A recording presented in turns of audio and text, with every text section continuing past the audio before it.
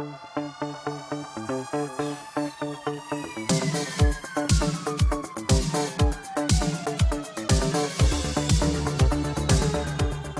up, everyone? This is the Next Tape podcast with Mikel and Tanyka. where we have conversations on different topics. So today is a very cool episode. Is that right, Tanyka? Yes. Well, cool, but I don't say cool based on who we're talking about, but it's going to be an And informal one. interesting? Oh, Sure. informal? Yeah. Okay. So what will we be talking about in today's episode? So we are doing our final bonus episode for Pride Month. Again, I'm going to keep saying this. We're going to do better next year. And actually make sure we dedicate the entire month to Pride Month next year. But we are going to be talking about Matthew Sheppard in this episode. Okay. All All right. Should be a great one. Let's get to it. Well, it's gonna be a doozy one, but yeah. Okay.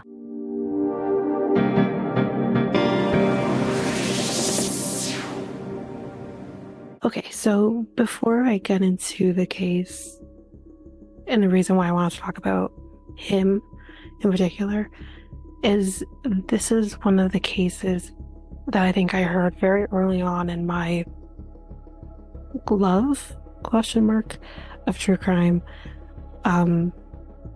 because it lasted with me. I don't think there's a day that goes by that I don't think about him. So, and what he had to endure in his life, unfortunately, but let's get into it. Right. So, Matthew Sheppard was born on December 1st, 1976 in Casper, Wyoming, and he would lose his life, was taken from him on October 12th, 1998 in Fort Collins, Colorado. He was an American college student who was severely beaten because of his sexual orientation and was left to die. And this is what happened. I think at the end, because I don't think they touch on it here, but at the end I'll kind of say probably the thing that really just knocked me in my stomach, and I'm like, I'll never not think about this case. He was 21 at the time, wasn't he? He was young. Yeah. He was very young. Had his whole life ahead of him. So he was discovered and then hospitalized, though he would pass from his injuries. His death, which was evidence of the physical danger that homosexuals still to this day face in the United States and everywhere else, not just in the States, but everywhere. It played a key role in the 2009 passage of legislation that expanded federal hate crime law to include violence committed because of the sexual orientation of the victim. And a lot of this was stick-handled by his mother. She's done amazing work after his passing. Yeah, I can see that. Yeah. He has a foundation, I believe. There is a foundation, yeah. Sheppard's father, he was an oil rig inspector who worked in Saudi Arabia. And the whole family moved there. It wasn't just him.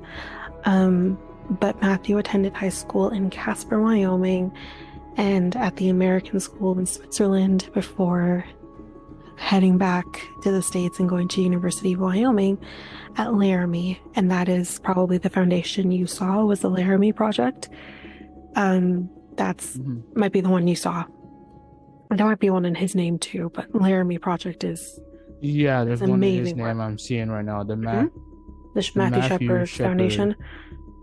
Foundation, yes. Yeah, and there's also the Laramie project, which is very well known, does amazing work.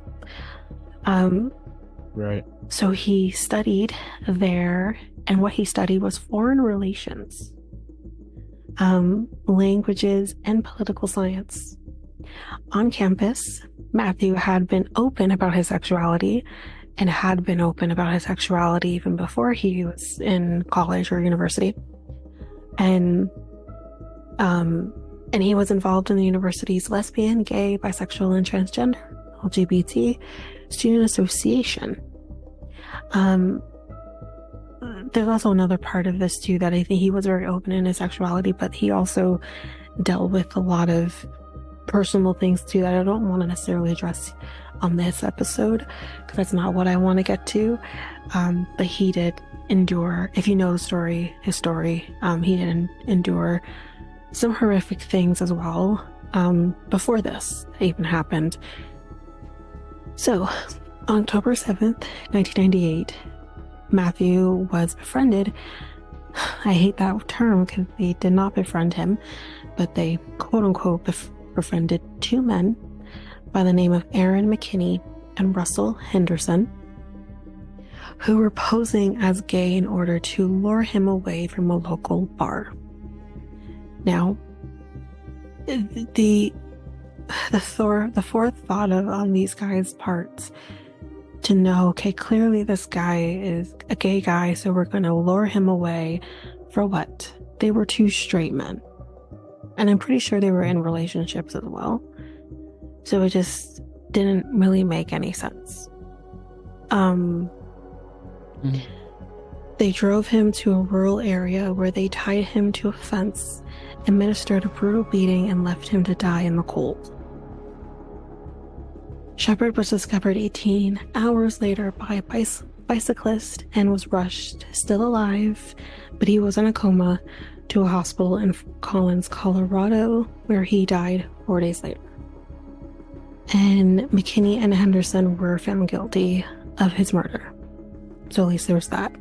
They definitely tried to use the gay defense, but it didn't work in their favor. And I think the one thing that stuck in my mind about this particular case is when he was found, which is not addressed here, he was found tied to either was a fence or a pole, and he had tear tracks on his cheeks. And that's kind of the thing that stuck in my mind, was he cried. And I just don't understand how you can treat someone so viciously. Yeah, I just don't understand it. That's disgusting. I agree. It's just like, why do something like this? Why? That's the thing. Yeah. If you don't like him, then fine. You don't have to like him. You don't have to understand him. But you need to respect him, and this goes for not just, because he's a gay man. It's not even just about that. It's just respecting everyone in general and respecting their life. And they just didn't, just because of his sexual orientation, and that's sick. Yeah, people shouldn't be be doing that for that reason. That's totally wrong in a lot of ways. So why bring that hatred on somebody that that's innocent? Agreed. Yeah, agreed. So Sheppard's death attracted widespread attention, not only in the small town of Laramie, which had a population of fewer than 30,000 people, but also across the country and around the world. Although federal laws at the time covered hate crimes based on race, color, religion, and national origin, if you want more details on the hate crime situation and freedom of speech, we did an episode on that. What episode was that? I believe it was... I can probably check that right now. Episode 35. Okay. We got the number. There we go. There we go. So nothing as we've mentioned, included Okay. sexuality or sexual orientation in terms of hate crime. In Mm. 98, Wyoming was one of 10 states that had no hate crime laws to protect particular categories of people. Sheppard's death was cited by figures within the gay rights movement as clear-cut evidence of the need for more expansive federal hate crime legislation. 1000%. Because this was, in the core of it, a hate crime. There's no mistaking that. 100%. Yeah. These straight white men, if you want to call them that, who clearly were so No. just No. let me finish. Okay.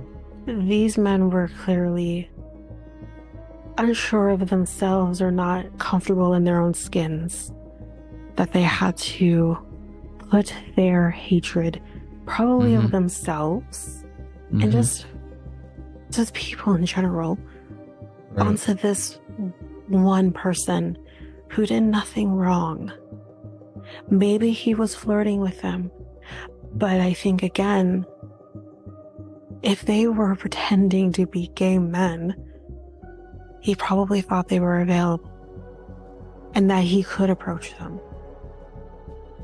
And it's just sick.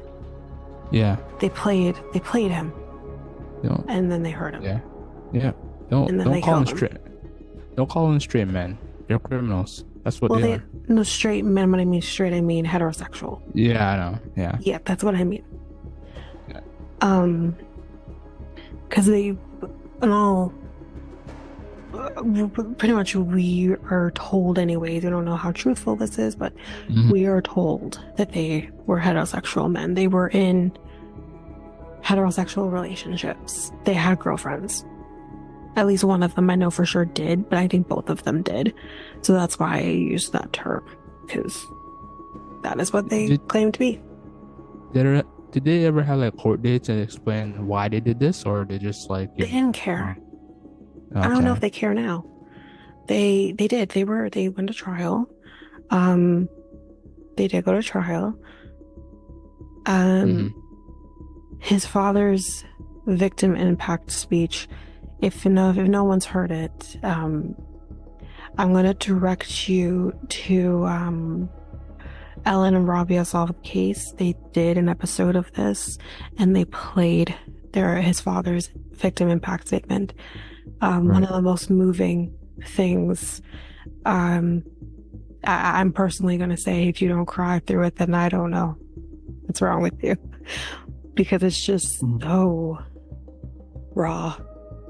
But they did have a trial. They did. And that's why I said to you, they used the gay defense. Oh, he was gay, so we had to protect ourselves from the gay man. Like, that's what they... Really? And it's a legitimate... It was, anyways, a legitimate defense. It's not now, I don't think, but it was.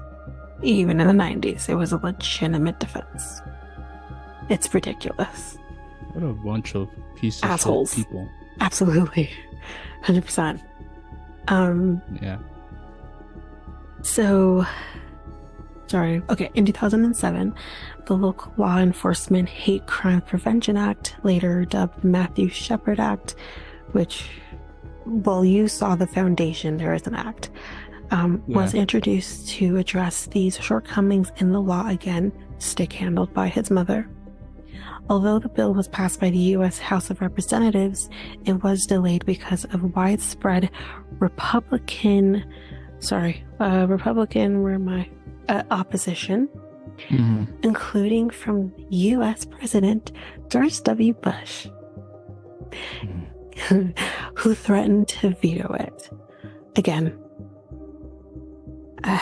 I'm sorry if I'm going to hit some nerves with some people. I give grace to George Bush in certain situations, and I don't in others. So this is one of the others. Fuck you, George W. Bush. Honestly. Fuck you. Are we talking about the president, the former Hmm. president of the Hmm. United Well, States? the son, yes. I'm talking about George W. Bush, not All George right, Bush the yeah. father, George Bush the son. Yes. Mm. Yeah, he's not the smartest one from the tree. No. And again, Yeah, I so I I I pretty much spent most of my remembrance anyways of the shit that he yeah. went through as president, Mm-hmm. hating him. Mm-hmm. Absolutely hated him. Yeah. But I did gain maybe some understanding of him and maybe some grace towards him having to deal with 9/11 and the war that came after it. And I mean, don't get me started on that. I can sit here forever on that, but I'm not going to. I did Mm. have a lot of grace for him for that because I can't imagine a president, any president, having to go through these major events in Right. one day. Because you gotta remember, it wasn't just the Twin Towers that were hit, it was also the Pentagon, and the White House was supposed to be hit that day too. It wasn't. So I can't imagine. I mean, we'll save it because we are going to be doing a 9/11 episode, obviously on 9/11, and Right. we'll save the 9/11 discussion for that. But I did have a lot of grace for him because I can't imagine having to do that. But where this is concerned, fuck you. Yeah. Because I don't understand why this would not have been. What if this was your child? What if this was your child being persecuted for just being them? This kid was Mm. killed for just being himself. He was born that way. He was born this way. So, like, it's just, I don't get it. Yeah, But I don't understand him as a person. no, I don't either. But anyways, Yeah. I'm not going to try to begin to. But anyways, Yeah. in 2009, a modified version of the bill was finally approved by both the House and the Senate. Later that year, U.S. President Barack Obama, that's my president, signed legislation which is officially known as the Matthew Shepard and James Byrd Jr. Hate Crimes Prevention Act of 2009. It's a really long legislation, but anyways, if you're wondering who James Byrd Jr. is, I can give you a little bit of information. Byrd was an African American who was brutally killed by 3 white supremacists in 1998. So the same year. It's the same year that he died. The same year as Matthew Shepard too. So Sheppard was memorialized by the Matthew Shepard Foundation, as Mikel mentioned earlier, an organization begun by his parents, Dennis and Judy, with a mission to, quote, replace hate with understanding, compassion, and acceptance. Through various educational initiatives, Matthew was remembered in the play The Laramie Project, a chronicle of his death composed by interviews with Laramie residents that was created by the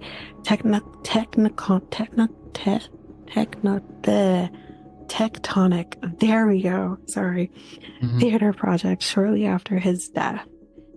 Sheppard was also the subject of 2 television movies.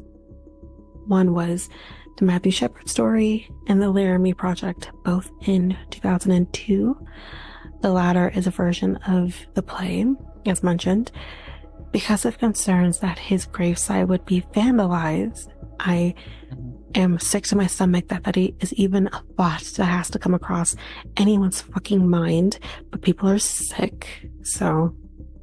Yeah. Matthew was not buried until 2018. So he Wait died. a second. Hold on. You heard me right. 2018? Why? 2018, 20 years after his death. Is it because they didn't have the finances? No, they just did not want his burial site to be vandalized. Oh, okay. That makes sense. So it wasn't that they didn't have. Well, they didn't. Okay. They didn't have.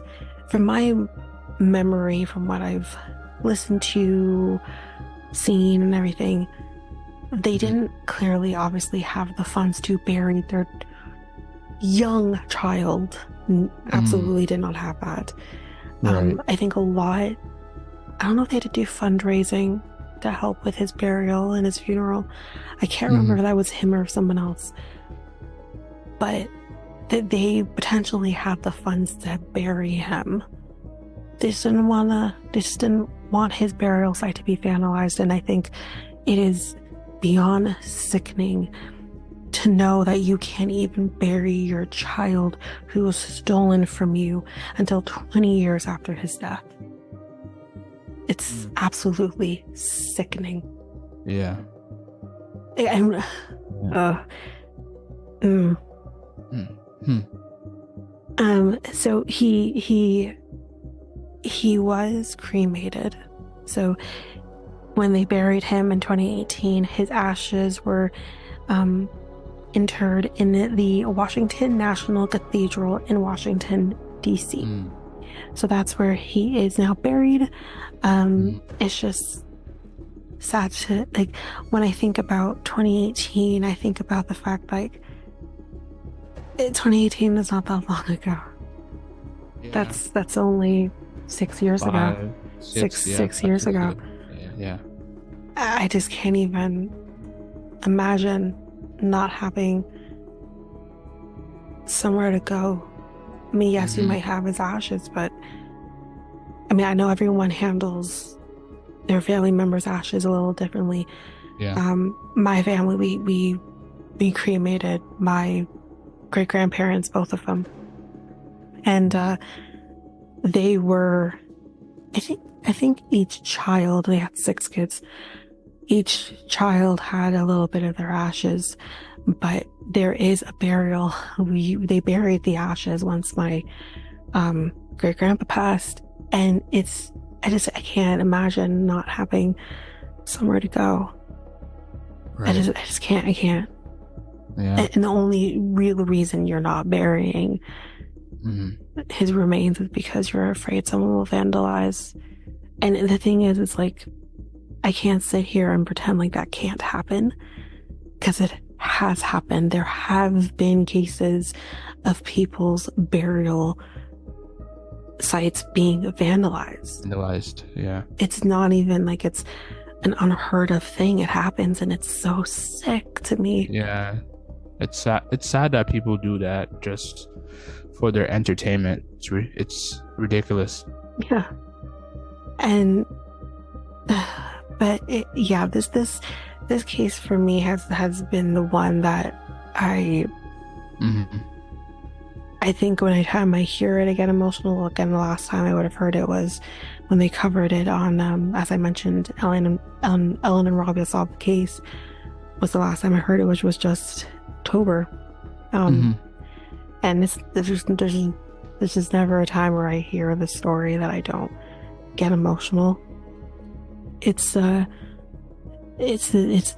tear tracks of it because his tears stained his face. And I just, and when you see his, I am going to be posting a picture of him. And when you see his face, he's just a sweet, sweet boy. And he just lost his life, didn't get a chance to explore his life, explore himself, get a career, fall in love, get married, maybe have kids if that's what he wanted. He didn't get to have any of those things because Right. these fucks stole that from him. Mm. Well, they're in prison, sure, but they get to stay, they get to live, and he doesn't get to live. Yeah. It's not fair. Yeah. But I do think Yeah. this is an important story to talk about because, unfortunately, he is not the first and he is not the last of hate crime against the LGBTQ Hmm. plus community. And it's not just this. I can't, I have no, Yeah. I don't think I have any more words for this, Yeah. but, Yeah, there's been a lot of experiences like this in the past with There's men that beat up a lesbian couple. I Oh. feel like that was fairly recent. I mean, the last few years now. But that Mm, happened too, and I'm just like, what are you gaining mm. from doing this? Do you think that you're going to beat the gay out of these people? Is that what you're thinking it's not gonna happen? Yeah, it's not. And it's not possible. And Yeah. yeah, it's, if anything, especially in that case with the lesbian couple who were beaten by, I don't know if it was multiple men or just one man, you're just making them hate men more. Yeah. It's just like I just don't understand in that, especially in that case. What's your end goal? What's the end goal? I Yeah. really want to know. Yep. Newsflash: there will always be gay people in the world. Yeah, So and you know you what? They can't make get rid of them. Go ahead. and why would we? Honestly, Yeah. they're probably one of the greatest groups of people. What are you going Hmm. to accomplish? Like, I, to kind of put like this out here, I listen to, and I've talked about them on my podcast, maybe talked about them briefly here, Reality Gaze, one of my favorite podcasts that if I don't listen to them, I get itchy because I love them so much. And they're amazing men. I don't know them personally, but they're amazing. And we've had Tristan on here, who is a gay man. He was amazing. We talked, well, you didn't talk because you weren't on that section of it, but in the mental health episode, we had Jake on, and they identify as bisexual, and they uses both pronouns. They were amazing. And I just like, this is what I mean. It's like, look beyond their sexual orientation and just look at the person. I'm sorry, but I don't want to be judged because I'm a straight heterosexual woman. I don't want to be judged on my sexuality or my sexual orientation. Who cares? And what's it to you? What's it to you who I sleep with? That's none of your concern. Just know I'm happy. Just know I'm good with whomever that is. Same applies. Yep. So we'll have all the Matthew Sheppard links in the description. I think we should link to the Foundation's Laramie project. I think we should link to those too. So we'll have the story articles on what happened to Matthew Sheppard in the descriptions as well. So you guys can also check that out. So I think there's also a documentary. I can't remember which streaming service might have done it, but I believe there is one somewhere. If you want to go that route as well. Again, I've talked about Ellen and Robbie Solved Case is the most recent one, but I'm pretty sure Morbid's done one. Pretty sure, and That's Why We Drink has done one. I'm pretty sure, like, a lot of, even Crime Junkie, I think, has done one. There's a lot of true crime podcasts that have covered this case as well. So things like Morbid go really deep into everything. So So the documentary, Matt Sheppard is a friend of mine, is available on YouTube. That's it. And you can also rent it on Google Movie Play. Right. It was on YouTube. Okay. Apple I wanted TV. to watch it. And I couldn't find it. So that's good to know. Maybe once I can. Yeah. But yeah, I heard it was well done. I'm not sure if anything had been done prior to this besides the movies I'd mentioned.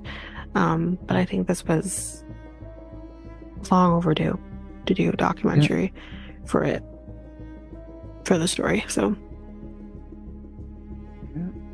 but yeah. All right.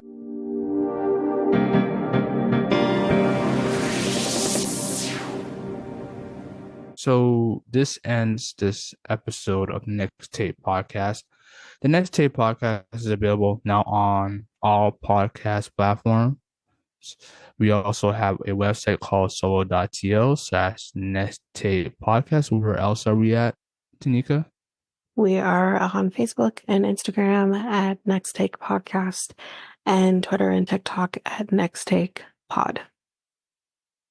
All right. And we also have a contact email. Contact us at mikeltanyka@gmail.com. That is mikeltanyka@gmail.com. So, yeah, we talked about the life of Matthew Sheppard.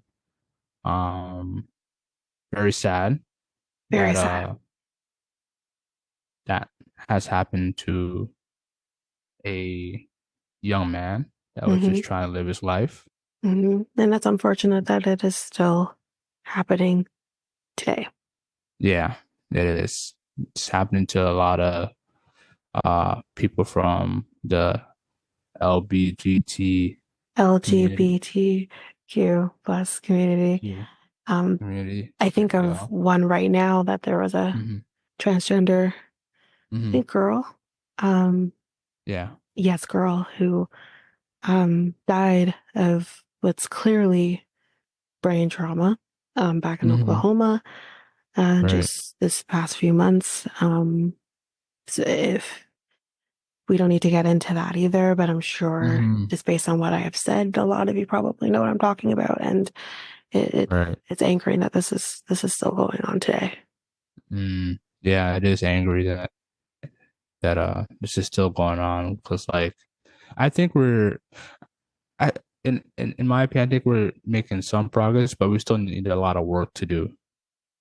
The But reason why I always tend to disagree with you is because yes, maybe we're making progress in certain aspects, but we're especially in the States, they're doing a lot of mhm. going a lot backwards in certain states like Yeah, Oklahoma, yeah, Texas, yeah. um, Florida. They're going backwards right now, and Hmm. um, so that's the issue. And you Yeah, make progress, but then you're going backwards. That's no longer yes. making progress anymore. Yeah, yeah. I mean, we're making awareness about, the community a little more. Awareness You is know. great. Awareness is Yes. exactly the thing you need. Yeah. But there's also action that needs to be Yes. done as well. Um, 100, 100% and agree.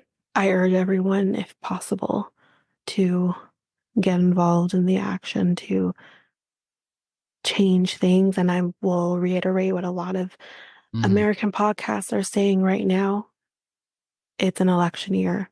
Vote, vote, vote, so that changes can be made.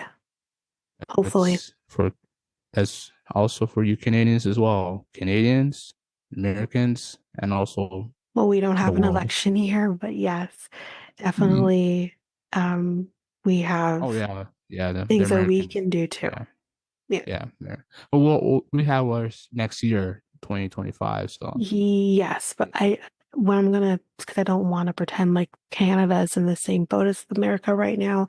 We right. are not dealing with the same oppressions that they are currently Mm, dealing with when it okay. comes to the community. So we're I'm not saying we're great because we're not, but Yeah, we're we're just not not in great. the Yeah. same boat as they are currently in, where legislation is basically being, ignored or pretend like it never Hmm. happened. And Hmm. that's what is happening currently. And Right. uh, we're just not on that same boat, right? Or hopefully we never will be. But yeah, Okay. Yeah, that's right. That's right. Okay, so we're going to end this. we're gonna So end I'm this. Mikel. What? Yeah, I What? agree. We're gonna end this. I'm Mikel, and And I'm Tanyka. we're out until next week, guys. Peace. Bye. Hi, everybody. So I did want to come in and first of all, make a correction. The little girl that I was talking about in the outro was actually not a transgender girl. It was a non-binary, um, child. So identified with the they them pronoun. So I that was a mistake on my part, but nonetheless still someone who was dealing with the oppressions. Also, I did want to end off the episode with Dennis Sheppard's victim impact statement. So I'm going to put you into that. It, again, is very heartfelt. It's one of the things that, again, just forever stays with me. So I didn't want to include it into this episode. So that's it for that. I'll put you right into his victim impact statement, and then that's it for this episode.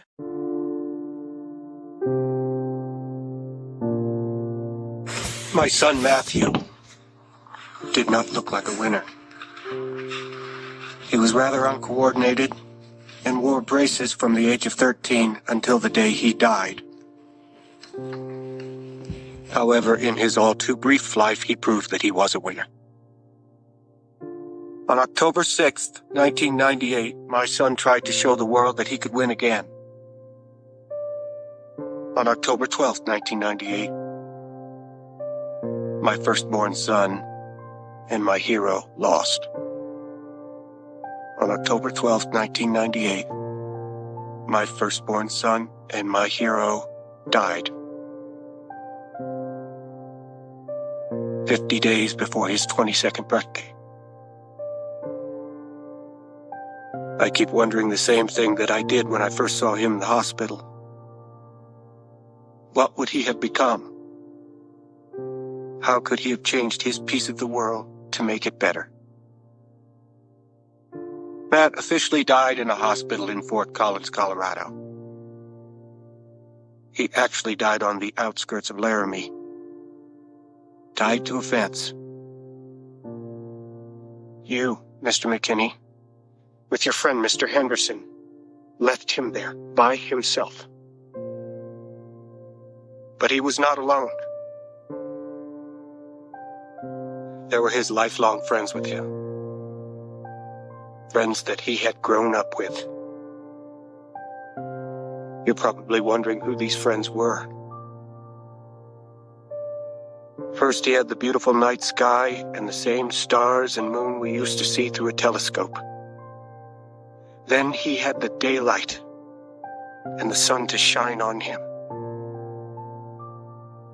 And through it all, he was breathing in the scent of the pine trees from the snowy range. He heard the wind, the ever-present Wyoming wind, for the last time. He had one more friend with him. He had God.